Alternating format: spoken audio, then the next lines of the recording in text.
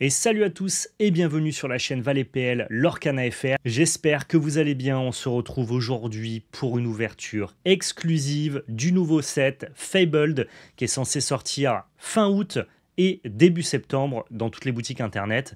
On a eu la chance, grâce à Ravensburger, de recevoir des displays en avance. Donc voici à quoi ressemble un magnifique display Fabled. Merci énormément à Ravensburger de nous faire confiance et de nous envoyer des produits en amont pour pouvoir les découvrir en avant-première et vous partager nos ouvertures directement sur Internet.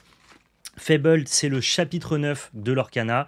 C'est un set de rotation. Ça veut dire que à la sortie de ce chapitre-là, les 4 premiers chapitres de l'Orcana vont subir la rotation et ne seront plus légales dans le format principal compétitif. On les retrouvera dans d'autres formats qui nous permettront de jouer avec tous les chapitres et qui ne subiront pas la rotation. Et c'est un set qui mélange à la fois les nouvelles cartes pour bien les joueurs compétitifs que nous sommes et des rééditions pour tous ceux qui voudraient s'introduire et donc du coup découvrir l'Orcana avec ce chapitre-là. On a aussi l'inclusion de nouvelles raretés avec notamment les cartes épiques qui sont des versions full art de cartes emblématiques qui sont rééditées, et vous avez aussi d'ailleurs des épiques qui sont aussi des nouvelles cartes, et vous avez aussi donc les iconiques qui sont là des enchantés plus beaucoup plus rares avec un traitement alternatif, notamment le Mickey et la Minnie qui sont magnifiques. On espère ouvrir ces cartes là.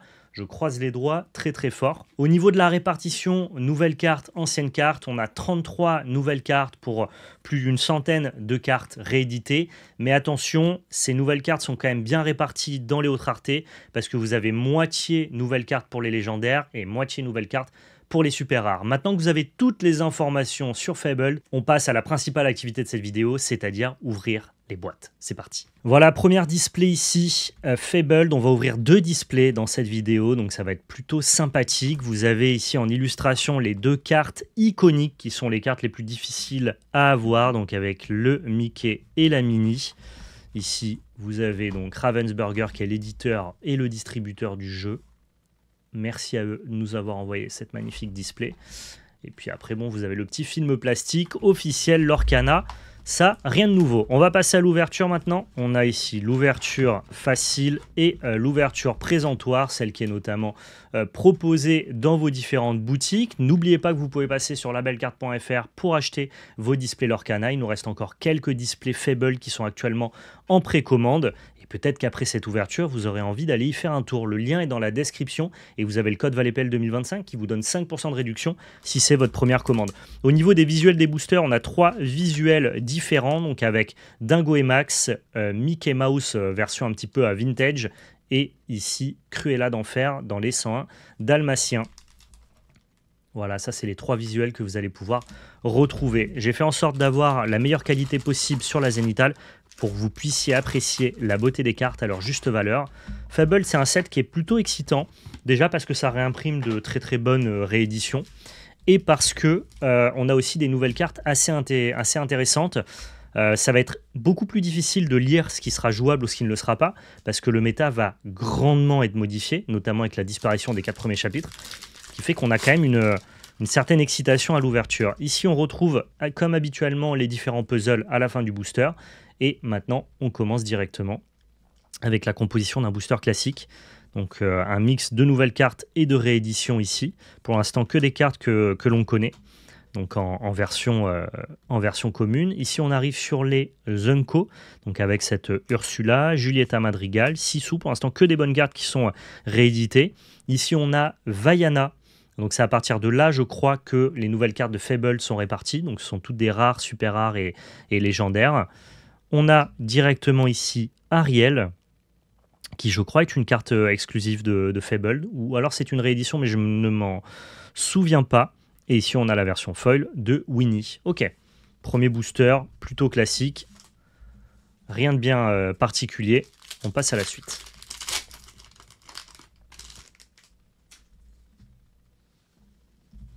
On s'arrêtera notamment si jamais on a la chance de tirer une enchantée, une épique ou une légendaire pour en discuter un peu plus pleinement. Pour l'instant, beaucoup de cartes que l'on connaît déjà. Nala en version rare. Ok.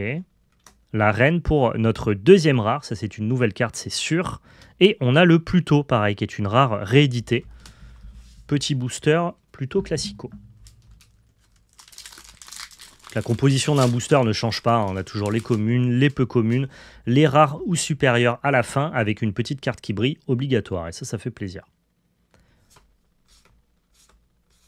Ah non, j'ai dit qu'il y avait que des communes et des Unco, pardon, que les nouvelles cartes de Fabled n'étaient que des rares ou des super rares, mais c'est pas vrai, hein. Vous avez aussi des cartes communes et des cartes peu communes, c'est juste qu'il y en a peu, mais on voit ici ce Powerline qui est une nouvelle carte du chapitre 9 de Fabled, un Mélomane à 4 pour 2, ce qui est plutôt une bonne carte en plus dans la synergie que pousse Dingo et Max, c'est-à-dire une synergie chanson en rouge-vert. M'est avis que Maui Shark va se régaler.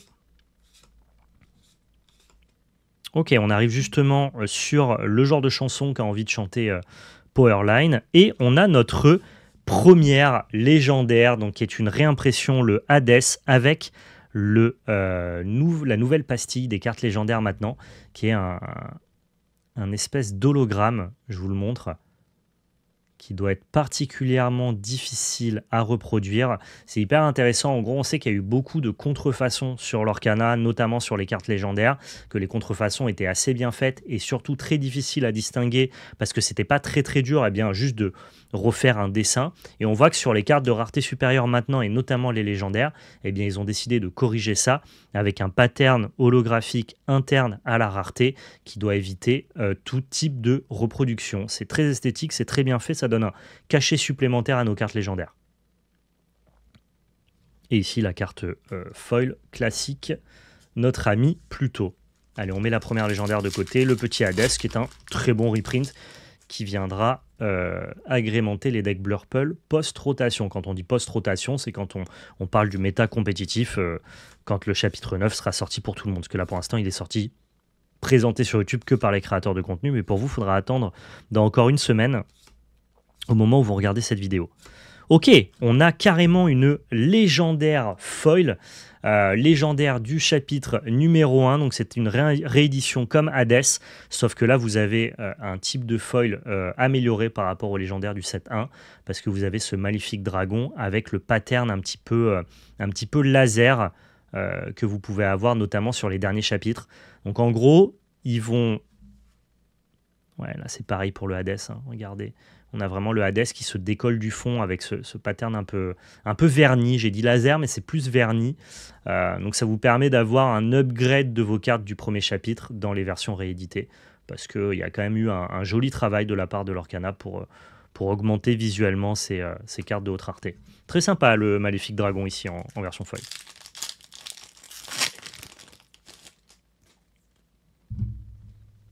Allez, on commence par tic-tac et on avance. On arrive directement à Ariel, très bon reprint aussi également. La Reine, très bonne carte du set numéro 1. Et ici, on a un Roi incontesté. Je ne sais pas si ça n'a pas été downgrade. J'ai le souvenir de cette carte en rare, mais je me trompe peut-être. On sait qu'il y a des changements de rareté comme ça. Hein. Le Fou qui est passé de rare à Unco. C'est possible qu'il l'ait fait aussi pour cette carte-là. Peut-être. Vous me direz dans l'espace commentaire. On a Powerline. Très bonne nouvelle carte, plus ardent que le feu des volcans, super reprint pour les decks gris. Et une petite Anna en version foil. Ok, pour l'instant on a eu une légendaire non foil. Je suppose que les ratios sont conservés, qu'on a le même pourcentage de chance d'ouvrir une légendaire foil. Maintenant il y a des nouveaux ratios qui vont entrer en compte, c'est les ratios d'iconique, ils n'ont pas été communiqués, donc je suppose que c'est hyper rare. Et on a par contre les ratios d'épique, qui si je dis pas de bêtises devraient être aux alentours de 2 par boîte. On va voir. On a la nouvelle Lilo ici en super rare. On a encore une Lilo, donc peut-être une légendaire derrière. Non. Non, on a un Simba en version foil. Donc très hypé. Ça fait pas mal de temps que Fabled est annoncé. On ne savait pas exactement à quel point le set allait être hype ou non. Moi, je théorisais sur le fait que ça allait être vraiment un bon set parce que c'est ton set de rotation qui introduit de nouvelles raretés. Il fallait quand même que le set soit attrayant, notamment parce qu'il y a des reprints, mais il faut aussi encourager tes joueurs réguliers à consommer le dernier set.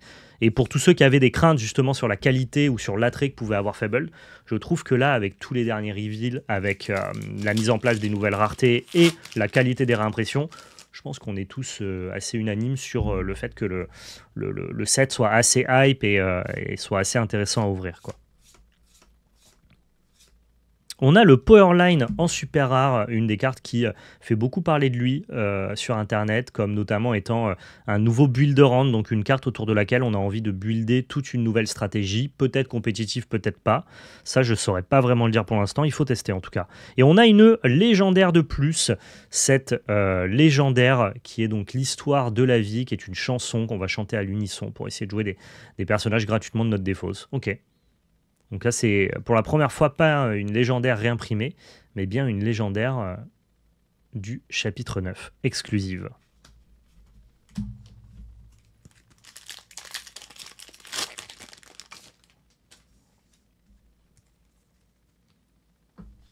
On continue ici avec le bon Timothée, nouvelle carte évidemment. Le Dumbo, très intéressant.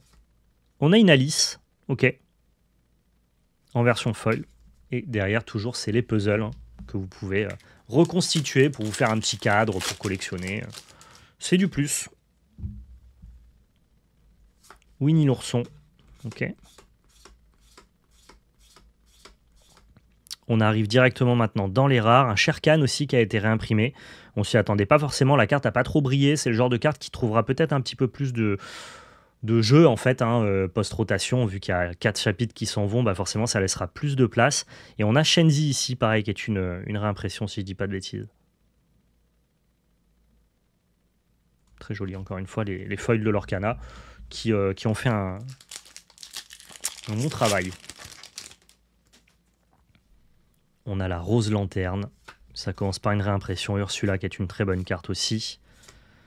Donald le Li Shang. Oh, et on arrive directement sur une légendaire. Et c'est la première carte. Donc ça veut dire que ce booster risque de contenir une seconde légendaire derrière. Robin des Bois qui est un évidemment excellent reprint. Une très très bonne carte.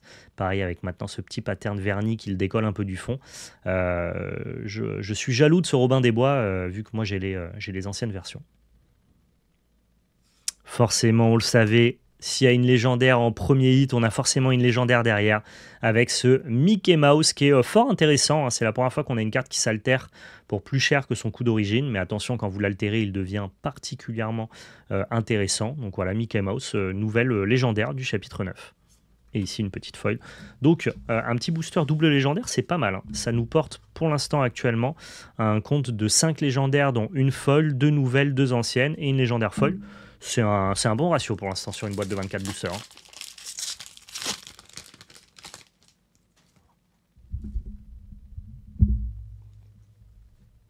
La Cousque, le Cusco, très bon drop 2 évidemment, on continue. Ursula, très bonne réimpression.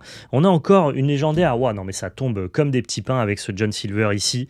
Et on a la Alice ici qui a été downgrade à la base, ça c'était une légendaire qui est passée super rare. Est-ce qu'on peut compter ça comme une légendaire supplémentaire? Je ne suis pas sûr.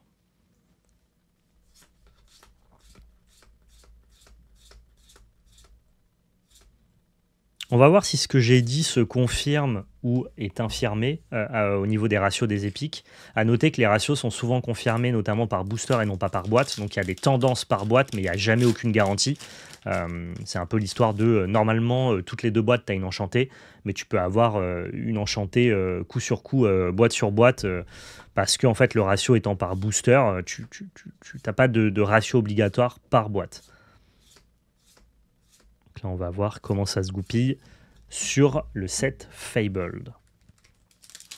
Si on estime que le pourcentage de chance de drop une épique, c'est de 1 chance sur 12 boosters, bah, théoriquement, on est censé en avoir en moyenne 2 par boîte. Mais il y aura forcément des boîtes avec 3, des boîtes avec 1, des boîtes avec 0, des boîtes avec 2. Donc on va voir.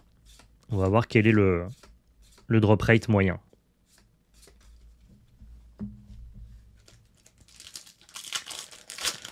Le drop rate des enchantés, normalement, c'est 1 chance sur 96, donc une toutes les 4 boîtes, mais il y a plein de cases qui ont 2 enchantés, plein de cases qui n'en ont pas. Voilà, encore une fois, ça dépend de la position des enchantés sur le print run au global. Ursula, qui est une nouvelle super rare du set, plutôt intéressante, pareil, pour jouer avec les chansons. Oh, on a notre première épique. On a notre première épique, le Cusco, c'est pas une mauvaise carte, c'est une carte qui est jouable. On a donc le nouveau... hop là. Le nouveau petit stamp ici, qui est censé permettre à la carte de ne pas être contrefaite. Et ça, c'est plutôt intéressant. Attendez, j'attends que le focus se fasse. Voilà. Donc là, vous pouvez le voir, c'est très difficilement refaisable pour des faussaires, en tout cas de manière à ce que ça soit assez qualitatif pour tromper un œil expert. Là, maintenant, ça va vraiment être très difficile. Et donc, on a ce Cusco qui est littéralement une version art étendu avec un foil appliqué et un pattern verni sur le personnage principal. C'est pas mal. Bon, c'est juste du frameless en fait. Hein. Ce qui n'est pas inintéressant. C'est pas exceptionnel, mais c'est gratuit, c'est du supplément. Ça permet à ceux qui veulent pimper et avoir du frameless d'en avoir. Donc je suis pas spécialement contre. Même plutôt pour en fait. Ok. Quand on a des boosters plus classicaux, je passe rapidement. On a 2 boîtes à ouvrir, donc j'essaye de vous faire ça quand même de la manière la plus digeste possible dans un laps de temps qui me semble être le plus intéressant. Sachant qu'on est d'autres créateurs de contenu, j'imagine, on est plusieurs à avoir aussi ce type de boîte. Donc il y a pas mal d'ouvertures à aller guetter sur les internets, je pense, au moment où vous regardez cette vidéo. Hâte en tout cas de tester les nouvelles cartes du chapitre 9, de vous proposer des nouvelles decklists, voilà, de renouveler un petit peu l'intérêt du jeu Lorcana, qui je trouve avait quand même peu renouvelé son intérêt au fil des derniers sets, hein, de par le fait que le méta changeait pas énormément. Là, je pense que ça va tous nous faire beaucoup de bien de voir certaines cartes disparaître. Je pense à Sissou, je pense à Prince Jean, pour pouvoir justement laisser place à d'autres stratégies, d'autres bicolorités qui n'ont jamais trop été mis en avant. Je pense à jaune-bleu ou rouge-vert, qui là semblent avoir de vrais arguments. Donc, non, je suis très curieux, j'ai hâte. Ok, génie, ça c'est une super rare que j'adore. Ce 2-3 pour 4, insaisissable, killer pour 2 et qui permet de buffer tout votre board. J'aime beaucoup, je trouve que c'est une très bonne carte ce génie. Je vous ai déjà proposé d'ailleurs sur la chaîne des decklists post-rotation avec les cartes du chapitre 9. Donc vous pouvez aller voir la vidéo si ça vous intéresse. Et Génie fait partie de l'une d'elles, bien sûr. J'ai depuis d'autres idées que je vous partagerai prochainement. Ok, on a Bobby Zimmerowski. Ok. Intéressant. Permet d'avoir un effet draw discard, c'est toujours très intéressant. Hein. Si chaque couleur à terme a son effet draw discard, eh bien tant mieux, ça nous permettra de proposer plus de plans de jeu répartis sur plus de couleurs. Ok, Sous l'océan qui devient officiellement la seule Vras, hein, le seul anti-bête de masse du jeu, qui est un anti-bête de masse qui est quand même difficile à caster et qui est quand même très conditionnel. Donc ça va faire bizarre de jouer sans biprep et sans Sissou, mais il y a toujours cette alternative-là en vert qui existe.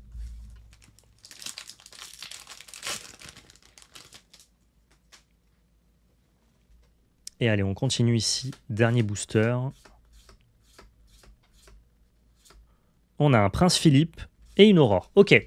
Donc on a les ratios de cette boîte-là. On a eu une seule épique. Donc peut-être que en fait, le taux de drop est plutôt de 1 par boîte. Ce qui serait en vrai plus cohérent. C'est vrai que 2 par boîte, ça me paraissait peut-être un peu beaucoup. Peut-être que c'était seulement des spéculations.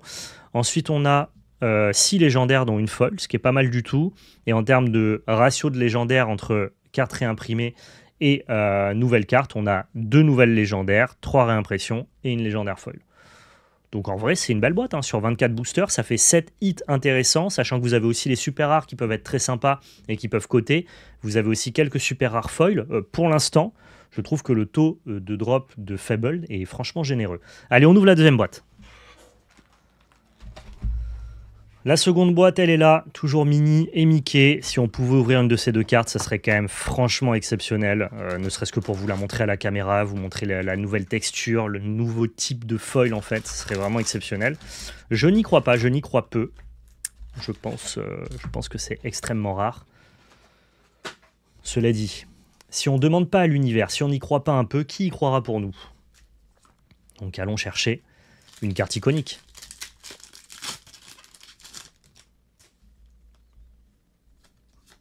Allez, on va passer rapidement sur les premières cartes. Maintenant, on les connaît.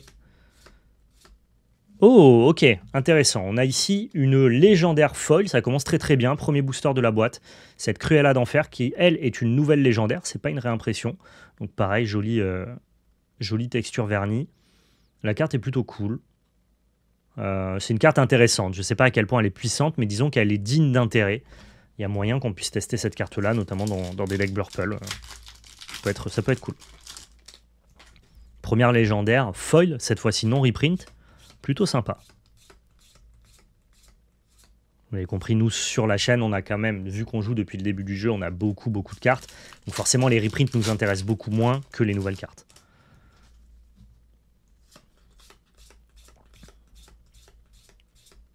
On a une belle ici, très bonne réimpression pareil, qui risque d'être pas mal jouée. On a une deuxième ici, super rare, qui cette fois-ci est exclusive au chapitre 9, et une foil plutôt classique.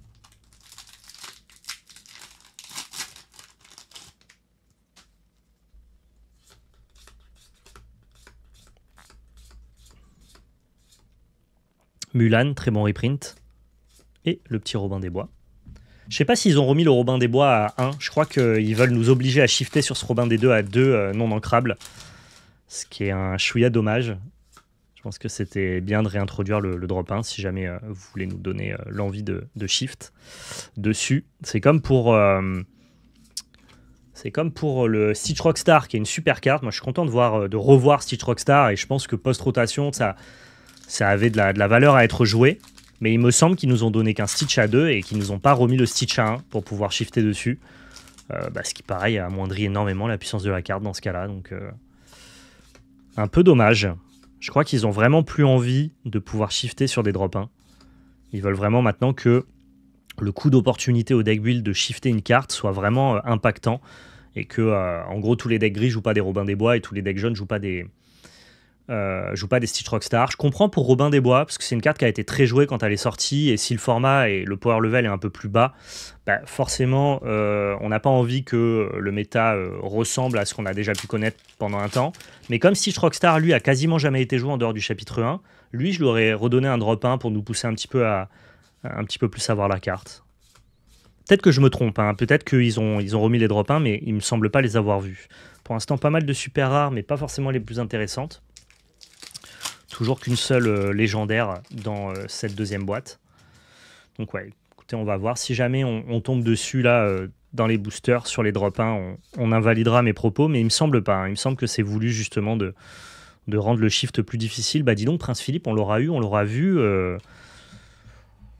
Et on s'en fout un peu, quoi.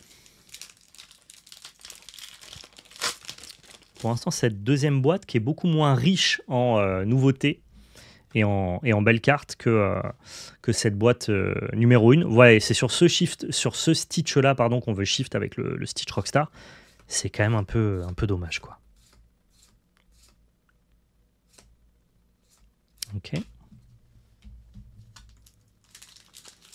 Si c'est une boîte très vide, peut-être que c'est elle qui cache les fameuses iconiques, hein, on sait jamais. Hein. Donc là on a Tic Tac. Ariel ici, et une autre Ariel en version foil, classico.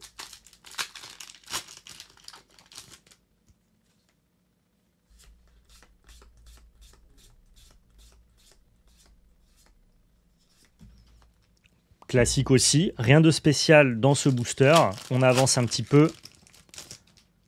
Allez, s'il te plaît l'univers, donne-moi une carte iconique, donne-moi une carte épique, donne-moi une carte... Peut-être même ne serait-ce que légendaire, là, en vrai. Vu le début d'ouverture, je voudrais bien une légendaire. Peut-être que les ratios étaient extrêmement bons sur la première boîte et vont être extrêmement décevants sur celle-là. Ok, on a un plus ardent que le feu des volcans en version foil, ça c'est plutôt très bien. Ça coûtait assez cher avant les réimpressions, les plus ardents que le feu des volcans, notamment en version foil.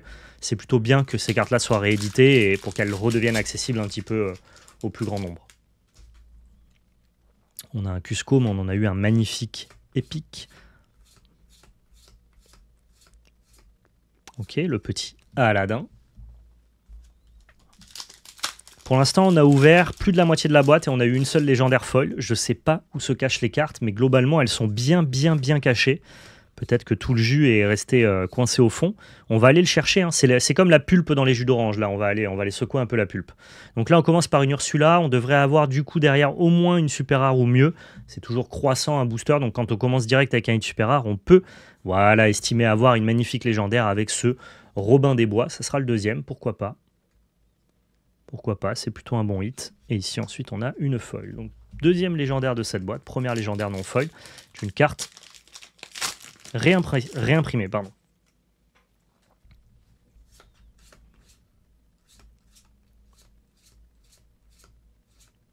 Le génie, très bonne carte, on prend. Ça, on veut tous nos 4 génies, donc c'est important. Comme c'est une super rare, c'est pas forcément évident à avoir. Hein. Il y en a peut-être qu'un par boîte, voire moins. Si c'est aussi rare que le Rhino du chapitre 8, on est content d'ouvrir des génies.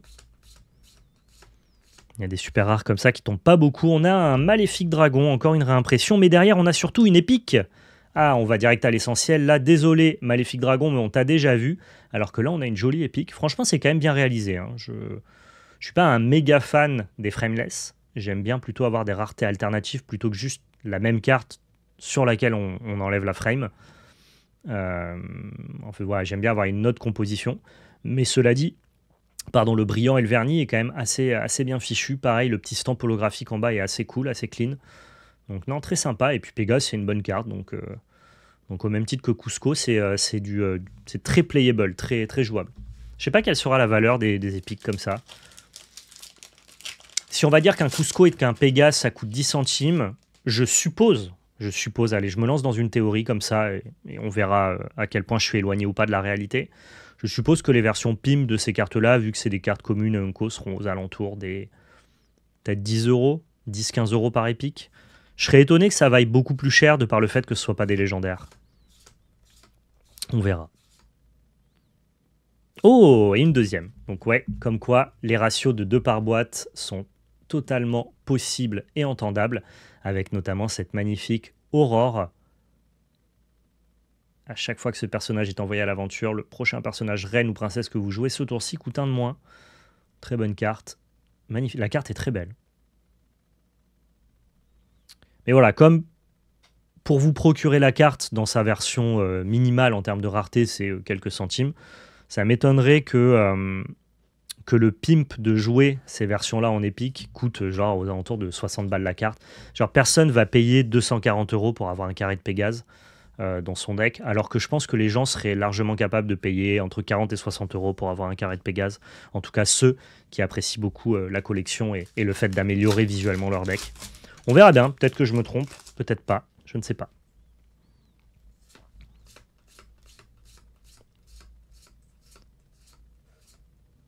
Pour l'instant, boîte super sympa avec double épique. Par contre, en termes de légendaire, on n'a pas été hyper loti, donc on espère en avoir un peu plus.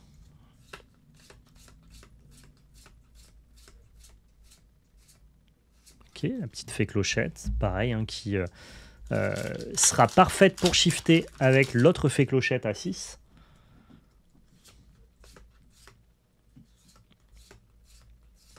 J'ai mon chat qui essaye de rentrer dans mon placard comme d'habitude.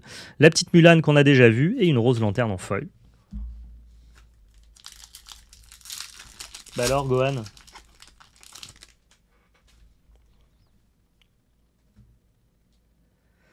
Timothée, c'est parti pour Timothée, qui introduit ce booster.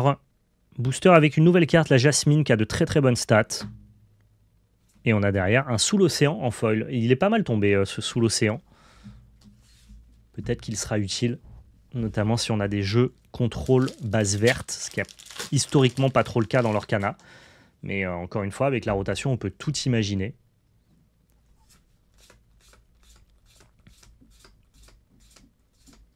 Ok, on a une Lilo ici. Oh, que c'est beau ça! Incroyable. Ok, on a une enchantée, mes amis, et elle est pas dégueu du tout. Hein. Qu'est-ce que c'est beau ça? Par contre, c'est quelle couleur? Vos personnages alliés gagnent +1. Suivez-moi à la fin de votre tour. Si ce personnage est épuisé, vous pouvez choisir l'un de vos personnages alliés et piocher autant de cartes que sa force. Si vous le faites, défaussez 2 cartes et bannissez le personnage choisi de cette façon. Qu'est-ce que c'est que cette carte? Elle est magnifique déjà, il faut le dire. Mais je n'ai aucune idée de la couleur qu'elle a. C'est une carte grise, je suppose. Donc c'est non ancrable gris. Je sais même pas si c'est une légendaire ou une super rare. Bon, par contre, qu'est-ce que c'est beau, j'en reviens pas. Je suis... Historiquement, les Enchantés Lorcana sont pas forcément les cartes les plus belles, d'après moi, hein. Je trouve qu'ils n'ont pas toujours fait le job. Mais alors là, c'est à se taper la tête par terre, comme c'est beau, hein.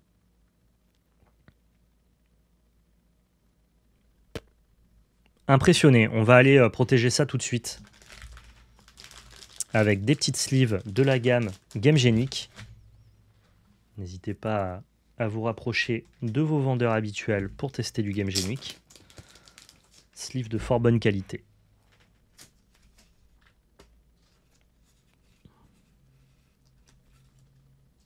On va protéger aussi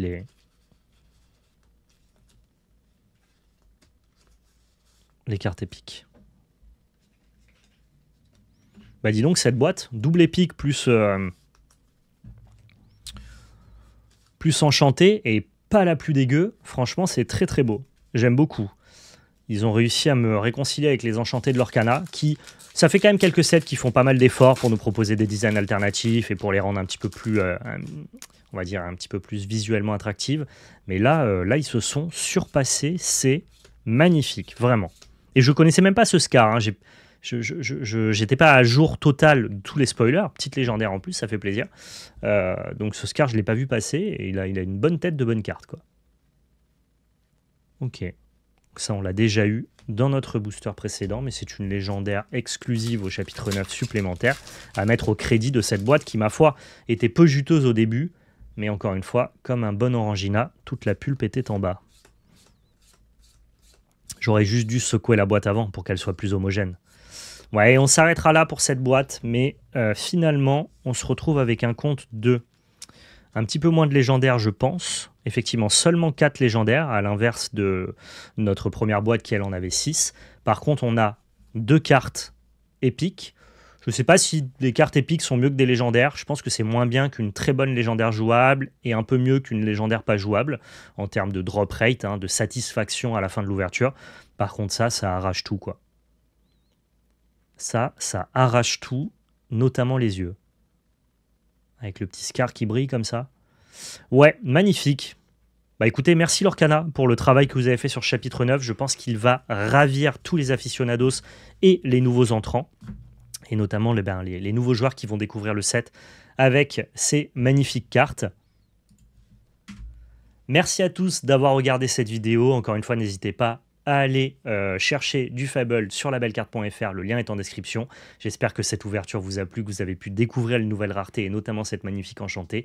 Prenez soin de vous et surtout n'oubliez pas, c'était de la belle magie. Ciao tout le monde.